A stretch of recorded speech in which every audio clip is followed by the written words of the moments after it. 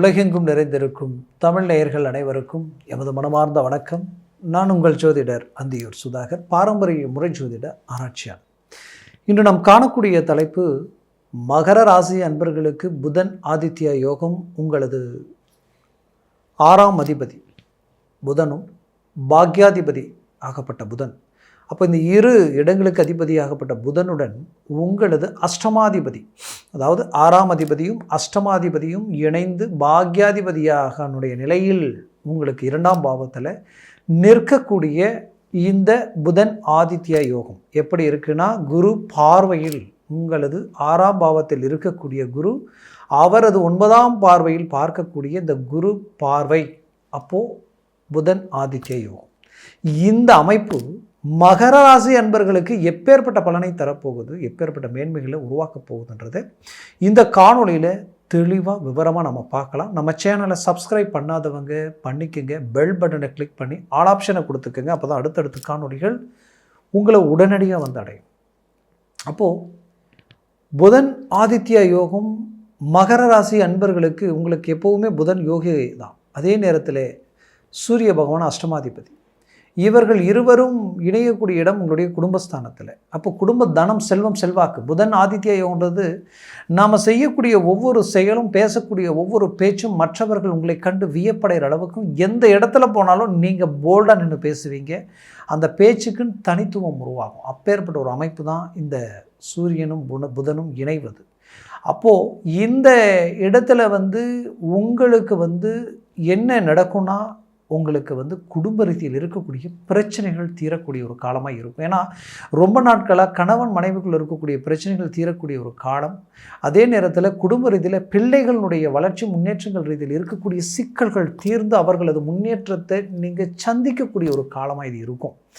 அதுவும் திருமண முயற்சிகள் எடுத்து கடந்த காலகட்டங்களில் நடந்த திருமணமே ஒரு பிரச்சனையாக மாறி நிற்குது. இதிலிருந்து எப்படி ரிலீஃப் ஆகிறதுன்னு தெரியலையேன்ற ஒரு வழி வேதனையில் இருக்கிறவங்க அந்த பிரச்சனையிலிருந்து அழகாக ரிலீஃப் ஆகிறதுக்கு உண்டான அற்புத காலமாக இது மாறும். மகர ராசி அன்பர்கள் ஒரு முடிவு எடுத்தீங்கன்னா அந்த முடிவில் தெளிவாக இருப்பீங்க, ஸ்ட்ராங்காக இருப்பீங்க. அது முடிக்கிற வரைக்கும் தூங்க மாட்டீங்க. அப்படி எல்லாத்துலேயுமே ஒரு பர்ஃபெக்ட் மேனேஜ்மெண்ட்டோடு செயல்படக்கூடியவங்க. ஆனால் என்னன்னே தெரியல, கொஞ்சம் காலமாக ரிஸ்க் எடுக்கிறீங்க. 99% எல்லாத்தையும் முடிக்கிறீங்க. ஆனால் கடைசி 1% அது ட்ராப் ஆகுது. அந்த 1% ட்ராப் ஆகிற விஷயம் மீதி 99 போல்டாக்கிடுது. இப்பேற்பட்ட நிலைமைகள் எல்லாத்தையும் சந்திச்சுக்கிட்டு இருக்கிறீங்க. தேவையில்லாத கடன் சுமைகள், அதை சரி செய்ய வேறு எதையாவது ஒன்று நம்ம விற்கலாம், பண்ணலாம், செய்யலாம்னாலும் அதுவும் கை கொடுக்க மாட்டேங்குது. எல்லாமே ஓப்பனிங் நல்லா இருக்குது, ஃபினிஷிங் பார்த்தா அப்படியே ஃபெயிலியர் ஆகுது. ஏன் இப்படி இருக்குது? சனி 7 சனி நடக்கும்போது தான் பிரச்சனையாக இருந்ததே. 7 சனி முடிஞ்சு இப்போ 3ஆம் பாவத்தில் இருக்கக்கூடிய சனி நமக்கு யோக நிலையில் தானே இருக்கிறாரு. நமக்கு ஏன் இந்த நிலை, ஏன் இப்படி பாதிப்புன்னா, ராகு 2ஆம் பாவத்துக்கு வந்துட்டார், அஷ்டமஸ்தானத்தில் கேது நின்றுட்டார். இவர்களது நிலை உங்களுக்கு மீண்டும் மீண்டும் பாதிப்புகளை தரக்கூடிய சூழல் உருவாக்கிடுச்சு. இது என்ன செய்யும்? கொடுத்த வாக்கை காப்பாற்ற முடியாத நிலைமைக்கு தடுமாற வைக்கும். அதே நேரத்தில் உங்களுக்கு எதில் நின்று பேச தகுதி இல்லாதவங்க கூட உங்களை விமர்சனம் பண்ணக்கூடிய நிலைமைகளை உருவாக்கிடும். அந்த கெப்பாசிட்டி இது இருக்கு உண்டு. அதுலேயும் குறிப்பாக சொல்லணும்னா, இந்த 2ஆம் பாவத்தில் இப்போ இணையக்கூடிய இந்த கிரகத்தினால் என்ன நடக்க போகுதுன்னா, தொழில் ரீதியில் இருந்த பிரச்சனைகள் தீரப்போகுது, வேலையிலிருந்து சிக்கல்கள் தீரப்போகுது. அப்போ ப்ரமோஷன் கிடைக்கிறதுக்கு உண்டான வாய்ப்புகள் உண்டாகும். சிலருக்கு அரசியல் துறையில் ஒரு நல்ல ஆப்பர்ச்சுனிட்டிஸ் கிடைக்கும். சில அமைவுகளை பயன்படுத்தி இத்தனை நாட்கள் உங்களை கொண்டு மற்றவர்கள் பயனடைஞ்சிருப்பாங்க. ஆனால் இதுக்கு மேலே நீங்கள் பயனடைய போகிறீங்க, நீங்கள் வளர்ச்சி பாதையை நோக்கி செயல்பட போகிறீங்க. அதுலேயும் அரசு உத்தியோகத்தில் இருக்கிறவங்களுக்கு ப்ரொமோஷனே கிடைக்கிறதுக்கு உண்டான வாய்ப்பு உண்டாகும். நான் அரசு துறைக்கு, அரசு வேலைக்குண்டான வாய்ப்புகளை முயற்சி பண்ணிகிட்டு இருக்கிறேன் ரொம்ப நாளாக, ஆனால் மிஸ் ஆகுது அப்படின்னு நினச்சிங்கன்னா இப்போ மூவ் பண்ணுங்கள். இந்த ஜனவரி 13 இந்த பிப்ரவரி 13ஆம் தேதியிலிருந்து மார்ச் 14ஆம் தேதி வரைக்கும் சரியாக 29 நாட்கள் இந்த காலநிலை நீடிக்கும். இது யோக நிலை. இந்த யோக நிலை உங்கள் லைஃப்பில் ரொம்ப நாட்களாக நாம் கிடைக்கல, நடக்கலை, அமையுமா அமையாதான் குழப்பத்தில் இருக்கிறவங்க சடனாக அதை அடையிறதுக்கு உண்டான வாய்ப்புகள் இந்த இடத்துல உங்களுக்கு கிடைக்கும், நடக்கும். முயற்சி எடுங்க. அந்த முயற்சி பெரிய லெவலில் சக்ஸஸ்ஃபுல் உங்களுக்கு கொடுக்கும்.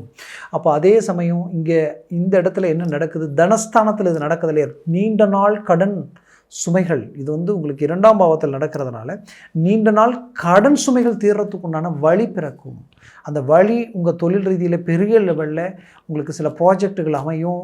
உங்கள் வேலையில் ஒரு நல்ல சக்ஸஸ்ஃபுல் கிடைக்கும். லோன் சார்ந்த விஷயங்கள் கை கொடுக்கும். உங்களுடைய நண்பர்கள் சடனாக உங்களுக்கு ஒத்துழைப்பு உதவி செய்கிற அளவுக்கு உங்களுக்கு ஒரு நல்ல மேனேஜ்மெண்ட் உருவாக்குவாங்க. இது எல்லாமே உங்களுக்கு ஒரு நல்ல ஃபோக்கஸ் கிடைக்கிறதுக்கு உண்டான ஒரு காலமாக இது மாறும். அதே நேரத்தில் இந்த மகர ராசி அன்பர்களுக்கு குறிப்பாக சொல்லணும்னா ஆரோக்கிய ரீதியில் சில பிரச்சனைகளை சந்திச்சிருப்பீங்க. இதனால் மன உளைச்சலுக்கு ஆளாயிருந்திருப்பீங்க.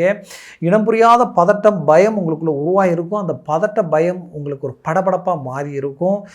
படுக்கும் பொழுதும் சரி, எந்திரிக்கும் பொழுதும் சரி, ஏதோ ஒரு மைண்டு தெளிவில்லாத அளவுக்கு மன அழுத்தம், மன பாதிப்பு, ஒரு மூட் அவுட் ஆகிற அளவுக்கெல்லாம் உங்கள் வேலையே உங்களால் செய்ய முடியாத அளவுக்கு இது உங்களை பாதிச்சிருக்கும். இந்த மாதிரியான பிரச்சனைகள் உங்களை விட்டு விலகி போகக்கூடிய ஒரு காலம் இது அமையும்.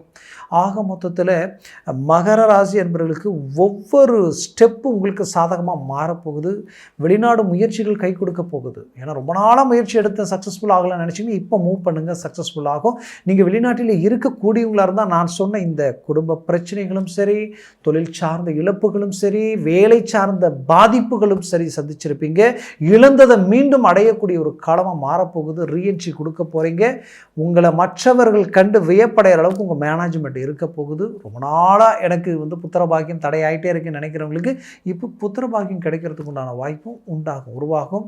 அதனால் மகர ராசி அன்பர்கள் துவண்டு போகாமல் உங்களுடைய கடின உழைப்பையும் உங்களுடைய விடாமுயற்சியும் இப்போ நீங்கள் இன்னும் அடுத்த கட்டத்தை நோக்கி செயல்படுத்தினீங்கன்னா அது பெரிய லெவலில் உங்களுக்கு சக்ஸஸ்ஃபுல் கொடுக்கும். ஆக என்னை பொறுத்தவரையிலையும் மகர ராசி அன்பர்களுக்குரிய ஒரு காலமாக தான் இதை நான் நினைக்கிறேன். அதனால் முயற்சி பண்ணுங்க. நான் சொன்ன பலன்கள் கோச்சார ரீதியில் சொல்லியிருக்கிறேன். உங்கள் ஜனன ஜாதகமும் திசா புத்தியும் சர்வாஷ்ட வர்க்க பரல்கள் பொறுத்து பலன்கள் மாறுபடும். அப்போது அந்த பரல்கள் 3க்கு மேலே 4, 5, 6, 7, 8 இருந்துட்டால் ஜாக்பாட் அடித்த மாதிரி திடீர் அதிர்ஷ்டம், திடீர் யோகம், மிகச்சிறந்த வளர்ச்சி பாதை உருவாக்குற அளவுக்கு அதில் அமைப்புகள் இருக்குது. பட் 3க்கு கீழே 4க்கு கீழே 3, 2, 1 பூஜ்ஜியமாக மாறிடுச்சுன்னா நெகட்டிவாக வேலை செய்ய ஆரம்பிச்சிடும். அது பெரிய லெவலில் ட்ராபேக் ஆகிடும். அதனால் உங்கள் ஜனன ஜாதகத்தை பார்த்து எந்த ஒரு முடிவு எடுக்கிறதும் ஆகச்சிறந்தது. பார்க்கணும்னு நினச்சிங்கன்னா கீழே இருக்கக்கூடிய கான்டாக்ட் நம்பருக்கு கால் பண்ணி முன்பதிவு செய்து வாட்ஸ்அப் மூலமாக உங்கள் ஜாதகத்தை அனுப்பி தெளிவாக விவரமாக கேட்டு தெரிஞ்சுக்குங்க. அதை சார்ந்த முயற்சிகளும் முடிவுகளும் மேலும் மேலும் வளர்ச்சி பாதையை நோக்கி உங்களை அடி எடுத்து வைக்க செய்யும். உங்களது வாழ்க்கை வளமாக அமைந்திட எமது மனமார்ந்த வாழ்த்துக்கள். நன்றி, வணக்கம். மீண்டும் சந்திக்கலாம்.